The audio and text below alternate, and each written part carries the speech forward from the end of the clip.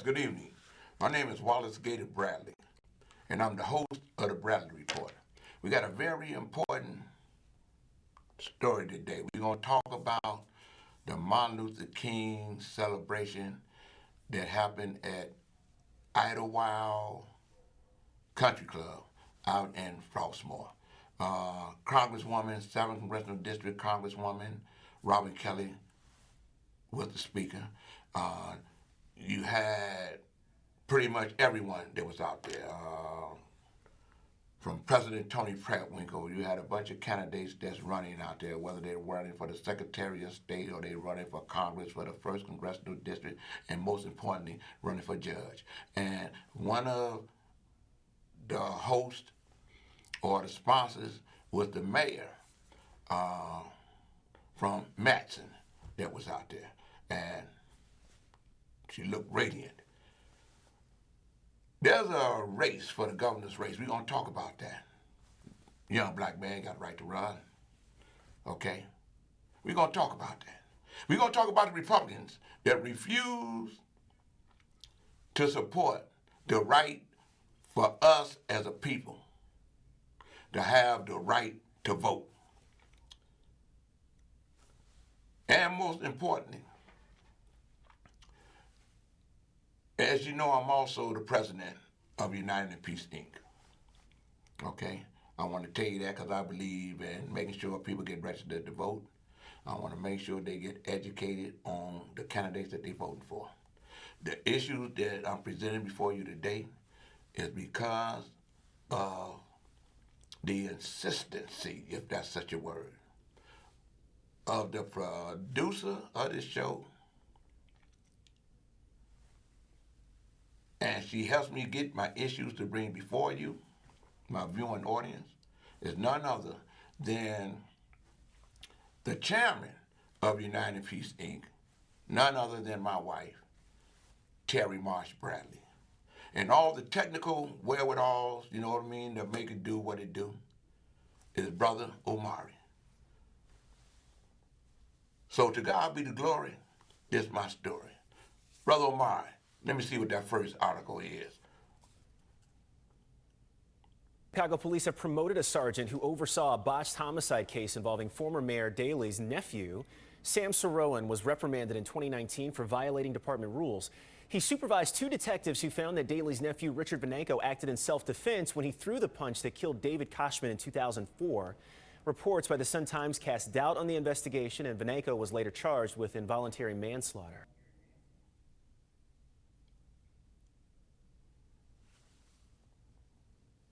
Okay. What that story was about is, y'all know we're going to try to do it again. But anyway, what that story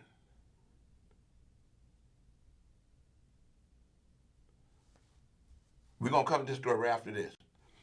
With that story was letting you know is that police officer Wallace Gator Bradley,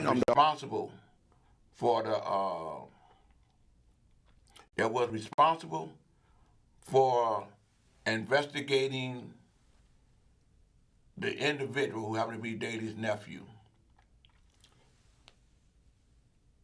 that had been found guilty or did a plea deal where he got 60 days for murdering an individual on Rush Street. We'll come back to that. But while we're on that, Dan Webb was the special prosecutor in that case that made it possible for Daley's nephew to get 60 days for that case. Even after there was a police cover-up, state's attorneys was involved in the cover-up, assistant state's attorneys, whatever, police officers to the highest rank, been all in the news. If you Google it, you'll see what I'm telling you. The same judge that appointed Dan Webb, the special prosecutor in that case, is the same one that appointed Dan Webb to be the special prosecutor in the Smollett case. But the irony in both of those is that they scream and say Kim Foxall shouldn't be in it because of what happened or didn't happen with the Smollett case, which is a number 4 felony. But they were silent about what happened.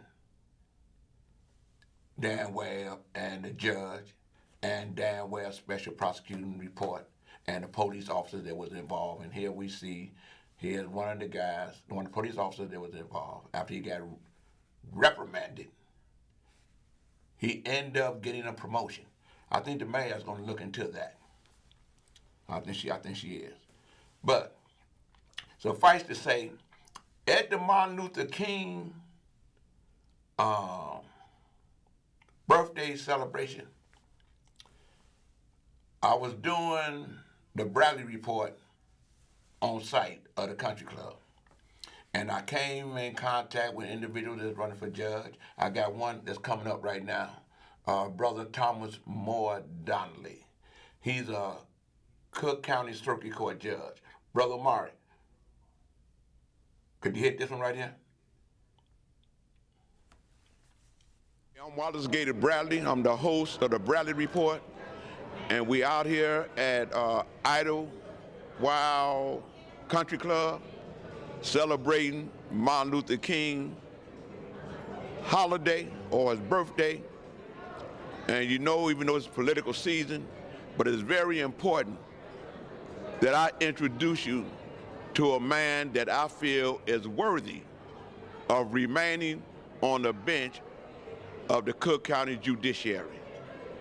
This is my friend, Cook County Circuit Court Judge Donnelly. Some people call him Tom, but I know on the ballot it's going to be Thomas Moore Donnelly. But Judge Donnelly, could you let them know why you feel it's important that you remain on the bench, and let them know a little bit about you? Well, I wanted to talk and share the most important recollection I have of Dr. King, and that is December 24th, 1968, after King was assassinated, 10 p.m. on Christmas Eve. I listened to the midnight mass, or the midnight preaching that Dr. King did in 1967. And that speech, that sermon, influenced the arc of my life in searching for justice and also searching for a way that love could make its way in the world. He talks about the three words in the New Testament for love: eros, philos, and agape, and how important agape is. And I think there should be a place in our court system to move towards agape. And that is why I believe, for instance, in restorative justice, because we're moving from punitive to restorative, to healing rather than hurting. And that, to me, is consonant with what Dr. King talked about in terms of making a place for agape in our lives. Right. You know, that restorative justice, could you speak on that? Because you've been working on that for a while. Well, one of the things that really impressed me, I've worked very hard with Precious Blood Ministry for Reconciliation, 51st and Racine, is that here is a way in which things are taken out of the courts and put into the community, where the offender and the person who's harmed get a chance to sit at the table with one another, and the offender makes reparation for whatever harm has been made, and the community supports this process and also demands accountability from the person who is responsible for harm. But at the end, we have healing. And that's so different from our court system, which often fractures relationship, continues to divide.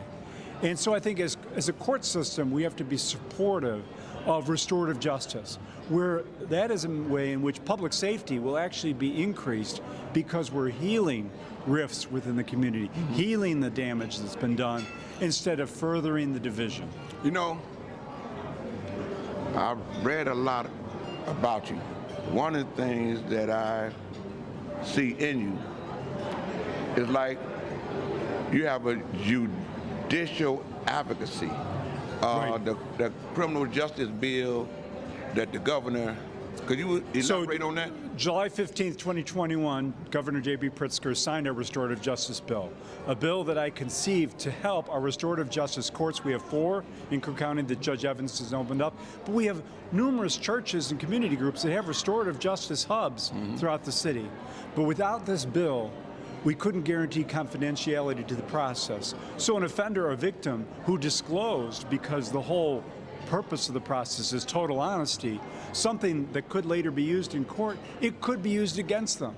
Now, we've protected all participants in the restorative justice process, so nothing they can say can ever be used against them, and we can actually further the healing process. So I believe that judges should be advocates for social change. Right. Make things better, not just leave them as they found them.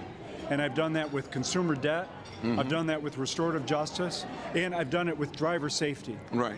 So all of these areas I've tried to make things better and push our legislature, push our Supreme Court to change laws if they're wrong, make things better, make things more just, make things more fair. And I think that's our responsibility as judges, because we know the problems, we see it. So if we don't change it, who will? Who will? You know, on that I want to say this, Judge. Not only are you a great judge, a God-fearing man, spiritually in tune, he's also a registered voter. And he believes, like I believe, complaining is a dead issue. Being a constructive critic brings about good government and change. I'm glad you're on the bench. Thank you. And I'm glad that I'm going to be a part to make sure that you remain on that bench. Thank you very much, God be Gator. the glory. Appreciate you, man. Amen. All right. You know, it's important that we get good judges that's on the bench, okay? And one of the things that Martin Luther King fought for was to make sure that we get fairness within the court system. How you doing, man? How are you? Also, there's another race that's happening in Illinois, and that is the race for the Secretary of State office. Brother Omari, could you hit this one right here for me, please? How you doing, man? How are you, Well, you sir? know, I'm Gator. I'm your friend. I'm a registered voter. And I believe that you're going to be next to the greatest Secretary of State, Jesse White. Thank you. Because of the service that I know that you will put in, and I know that you would uphold a legacy that he's going to leave. And I know there's this other guy that's talking about he's Jesse White, but what party does he say he's supposed to be from? The Libertarian Party. Okay, that's a party that's trying to confuse the people. That's why I want to let the people know. That other Jesse White, nobody really knows. But this, I believe, is the man that Jesse White knows that will carry on his legacy. You know what I mean? So, with that being said, could you share with me your vision for the Secretary of State? Well, first of all, it's great to see you. My name is Alexi Janulius, running for Secretary of State, and I want to continue Secretary Jesse White's legacy of public service, what it means to truly help others. We're going to focus on making sure that we fight for voting rights, that we modernize the office so that people aren't waiting 3 hours in line at the DMV anymore. That's going to be an enormously important piece. Also, as the state's librarian, we want to make sure that we have an equitable library system that helps everyone. So I'm excited about the opportunity to continue Jesse White's legacy of public service. I'd be honored to have the support of so many people. And I was raised in a family where we taught the importance of community, helping others, empathy, and being a part of a larger community. Right. You know, for my viewing audience, I want to share this with you. He and my son went to school at Tulane together. And my son brought to my attention about the little ponytail you used to have on your head when you were playing basketball, man. Well, I'm a retired basketball player. After I stopped playing professionally, I grew my hair out. That was probably a fashion mistake, but we all learn from our youth. Right, but one thing for sure, it's not going to be a mistake if you vote for this man to be the next Secretary of State. Let me say that again. It would not be a mistake if you elect this man to become the next Secretary of State. And with that, I want to say that the Bradley Report, to God be the glory, that's our story. Vote, don't choke. You know, in the short time that I'm going to be on the air tonight, it's important that I let you know the importance of us coming out to vote, okay? And There's another judge that's running in the. Oh well, okay. I can't get that. I don't believe. Yeah, come down, come down. No, hit that and come down to the blue. Yeah. Yeah.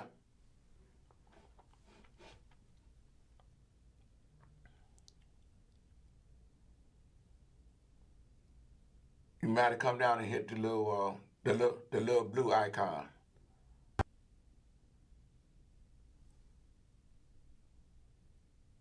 Imagine a sense of family and belonging. Explore more than 30 majors on campus and online. Discover St. Mary of the Woods it's important College. that we To learn understand more, we got to go keep this state a blue state. snwc.edu/discover. Aurora Mayor Okay, Richard Brother Irvin Martin, let's touts try it. top GOP support in bid for governor after announcement that indicated shifts on policing. Black Lives Matter. A day after Aurora Mayor Richard Irvin announced his Republican candidacy for governor, his campaign rolled out dozens of endorsements led by Illinois House GOP leader Jim Durkin, making Irvin the establishment candidate for the nomination.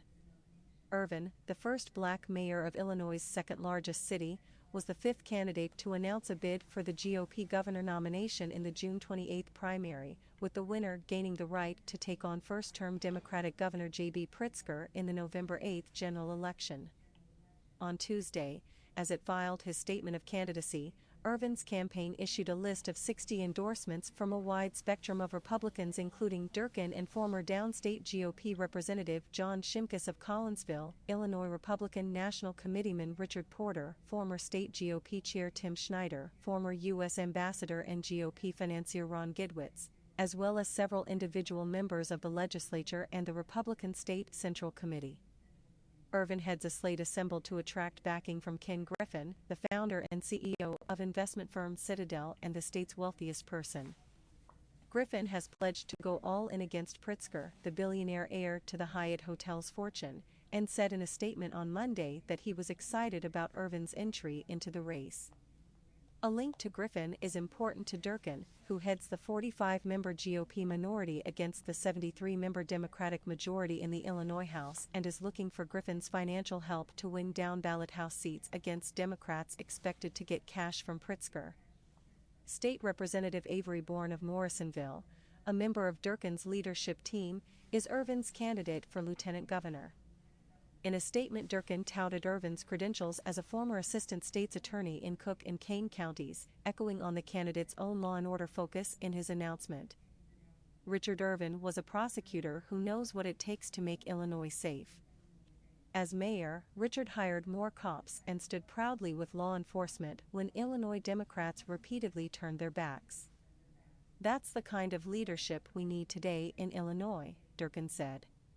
In his announcement, Irvin touted efforts to increase police funding in Aurora, adding, "Defund the police is dumb, dangerous, and it costs lives.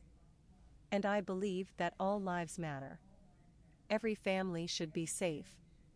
All lives matter has become a phrase associated with conservatives supporting police and attacking the Black Lives Matter movement that grew out of incidents of police violence. In Irvin's announcement video, the phrase appears as a graphic, as does "Back the Blue." But in a candidate questionnaire for his re-election campaign as mayor in March of last year, Irvin gave an unqualified endorsement of the Black Lives Matter movement. Sign up for The Spin to get the top stories in politics delivered to your inbox weekday afternoons. I support Black Lives Matter strongly and passionately. I am supportive and proud of the peaceful demonstration throughout this past summer in response to the murder of George Floyd, Jacob Blake, Breonna Taylor and many others, Irvin was quoted as saying. Politics, especially racial politics, are rarely easy, but I believe this past summer was a wake-up call to America and we continue that momentum going to create substantive change, he said. Almost a year earlier, Irvin had announced a 4-part plan to increase police accountability and require more citizen oversight over law enforcement. Asked to explain Irvin's evolution in thinking on the issue, his campaign had no immediate comment. Irvin's attempt to become the first major party black nominee for Illinois governor is aimed at drawing to the GOP disaffected black voters who traditionally vote overwhelmingly Democratic. but his announcement, on Martin Luther King Jr. Day, drew criticism from the Democratic leaders of the Legislative Black Caucus. In a statement, the caucus leaders accused Irvin of co-opting a day of great significance. On a day dedicated to service, equality, and protection of those on the margins of society, the Republican Party has shown their shallow opportunism takes no days off. We have no interest in reverting, retreating, or going backward. In Illinois, Black Lives Matter today, tomorrow, and every day, the statement said. rap30@aol.com. You know, you heard it. We're seeing it. They're now trying to get a voting rights law, 2 of them passed, to stop the Republican Party from doing what they're doing in the 19 states. Okay? It's important that we re-elect Governor J.B. Pritzker. Okay? Keep this state blue.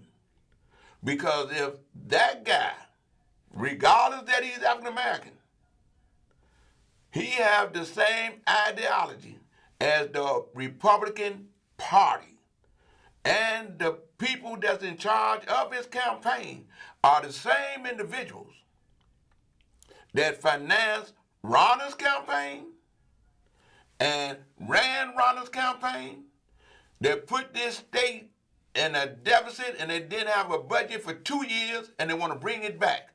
So we see where Trump got blacks for Trump, and we seeing that they try to overthrow America. Okay, so don't be McFooled when you see where,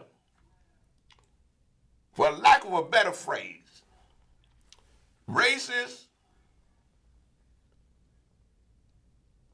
Republicans, they're constantly trying to take us back as a people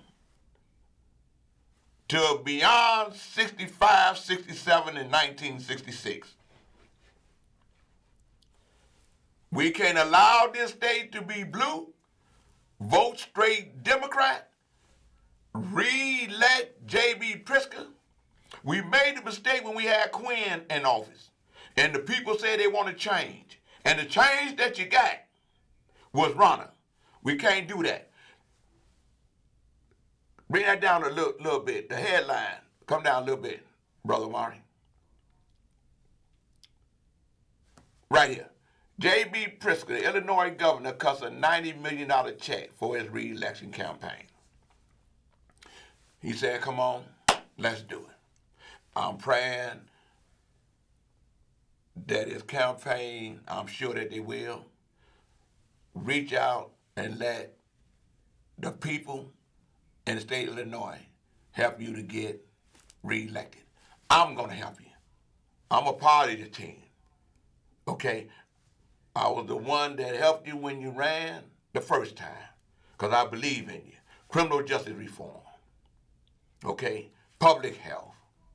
Public safety. Okay? You came, you gave the people your word that you're going to get their monies that was held up to them. Okay? You made a lot of promises, all of them that you couldn't keep because you didn't know the dynamics that was going to happen. J.B. Pritzker, I'm with you, and I'm telling people to stay with you. Okay? We got one more story I want to get out there before we close, Brother Marty. It should be up there with Tim Wright. I think I just sent it to you. Right there. My name is Wallace Gator Bradley, and I'm the host of the Bradley Report. I'm also an urban translator. We at an event where we celebrate Martin Luther King's birthday. I'm with a friend of mine, and he's running for the 5th Sub-Circuit in Cook County Judiciary. His name is Timothy W. Wright. I call him Tim, but with your votes, we can help make it where he's Judge Wright. So without further ado, I'm going to let Brother Wright introduce himself to you.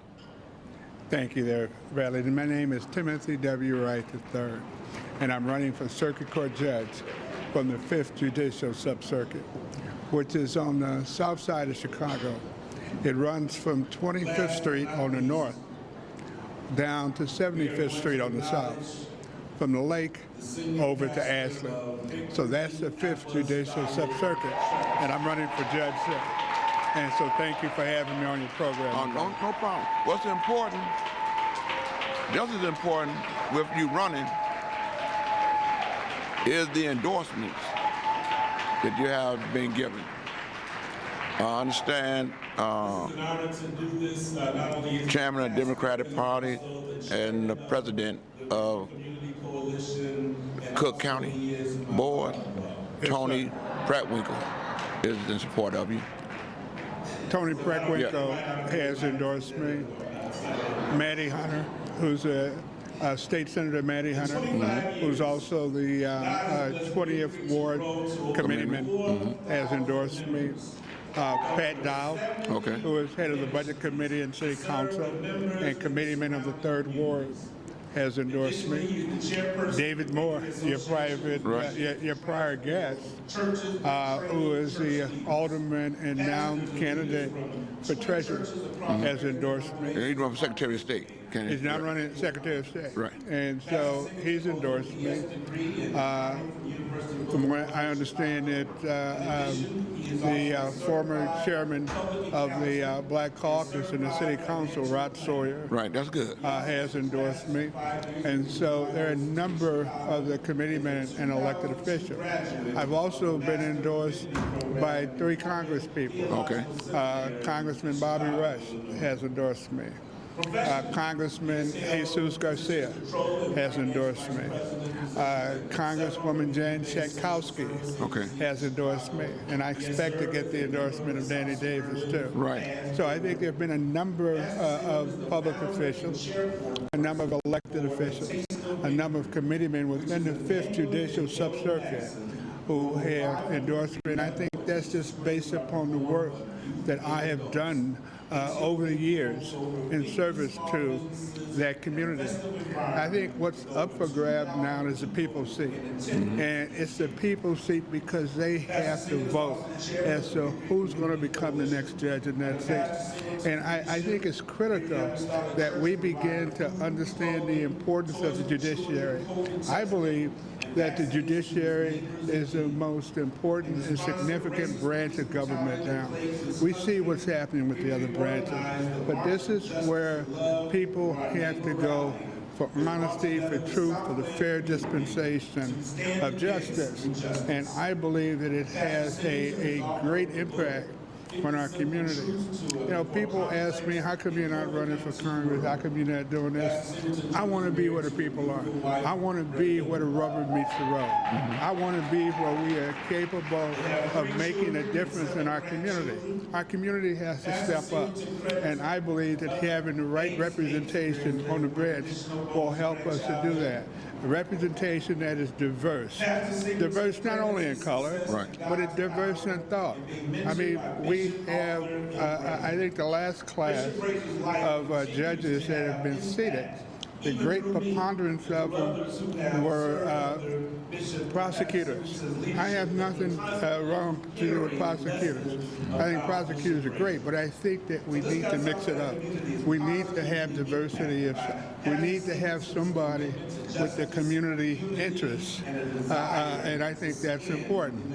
You know, this is King Day, and Dr. King talked about justice and love. And he said, justice is love and calculation. He says justice is love correcting that which offends love, that which prevents love. That's justice. And we need to have justice in our community. We need to have the fair dispensation of justice in our courts. And we need to have a vision for the community that allows us to move forward. I think that's important in that seat. Not only does a judge dispense justice and fair within the courtroom itself, but there has to be leadership in the community. I think that's true justice. That is love and calculation. Right. You know, the fact that there are 2 seats now, that one has been opened up, and it's my understanding that people within that 5th sub-circuit is really pushing for both of you brothers to be on the bench because there's 2 seats now. How could you explain that, elaborate? Yeah, recently, initially, when we first began this race, there was only 1 vacancy. There was 1 seat that we were all running for. And we don't even know how many candidates we're going to have in this race yet. But there was at least 1, and I made my intentions known. Right. That I was running for the circuit court seat in the 5th Judicial Sub-Circuit. And so what recently happened is that another judge from the 5th Sub-Circuit retired. That created 2 vacancies. And so that's where the opportunity came from. Okay. And based upon the creation of that vacancy, a number of the elected officials, the committee, came to me and offered me their support if I was to run for that position. So therefore, I decided that that's what I'm going to do. Man, to God be the glory. To God be the glory. One last thing before I go and before I wrap it up. Share with the people a little thing about you, you know, because I've been knowing you for 40, almost 50 years. I've been knowing the man this long. This man that helped Mandela, I mean, really Nelson Mandela, you know what I mean, before he got out the joint and helped him along the joint. I mean, the man got a South African story. The man got a Bobby Rush type of story, Black Panther story, Harold Washington story. The man is just like New York. Was that the city with 99 stories or something? Yeah, right. But no, man, look, here's the deal. Look, I grew up in Compton. You know what? I faced adversity growing up. You know, like a lot of brothers in the inner city and a lot of sisters in the inner city. You know, I had to deal with gangs coming up. But you know what? I persevered. I was shot. But I was able to go on, play football, go to college. But really, my life turned around. I met Congressman Harold Washington. Right. And I was in my second year of law school. You know, and I had worked with Andrew Davis. I'd worked with a bunch of other folk on issues that were important to our community. But I met Harold, and Harold spoke at this fundraiser, and what he said harkened back to what I saw in Martin Luther King. I thought what Harold was doing in the city of Chicago was the most important step forward since Martin Luther King and the Civil Rights Movement. So I decided that I was going to leave California as a kid, and I actually came to Chicago and to clerk at the Federal District Court. I then worked for Mayor Washington. I was the assistant to the chief of staff, deputy director. I ran city council, and I was the first African-American commissioner of economic development. And so I was with Harold until he died. And I stayed on an additional year under Gene Sawyer because Sawyer asked me if I would stay with him. And I did, because I knew Sawyer would carry forth the same agenda that Mayor Washington had. So I stayed there. After Gene lost the office, I ended up going to South Africa, and I was one of the international attorneys that worked on the Constitution that led to the release of Mandela from prison. And then ultimately, I was a UN election monitor for that first election. But I've always been a fighter in the community. You know what? When there was a gang warfare at Robert Taylor, I was part of the group that went over there with the walking school bus. That's right. When they found contaminated water at Altgeld Garden, I was one of the attorneys. I was the attorney who filed a lawsuit against the dumps over there that was dumping that stuff and contaminating the groundwater. and we won. I've worked on nuclear engineering and construction law. So I've worked on a lot of things. I've worked for the benefit of this community. I've lived in that community. All my kids were born in that community. Every house I've owned or rented has been in that community. And so I'm not new to the community. I belong there. I've worked there. And I'm going to continue to work there to create a better life. And then on this, you was also with our good friend when Jerry Butler ran for Cook County Commissioner, and my viewing audience, he know that was the greatest campaign in both our lives. And then Jerry called me to come on and work and be a part of his staff. And the rest is history for me, for sure. I ended up getting a pardon from the governor. And that's why I'm the urban translator today. With that, I want to say to God be the glory. That's our story. I remember you back. With that, I want to say, I got to wrap it up. I got to get to going. I want to thank Brother Omari for helping me to bring this urgent message to you. I want to thank my wife for helping me to put the issues together, because there's so much happening with the pandemic and senseless violence. We can't lose sight of the fact that you got to get your shots, mask up, get registered to vote, and make sure this state stay blue. Vote. Make sure J.B. Pritzker get reelected. Don't get fooled. Don't get Mac fooled. And with that, I want to say to God be the glory. That's my story. I'm out of here.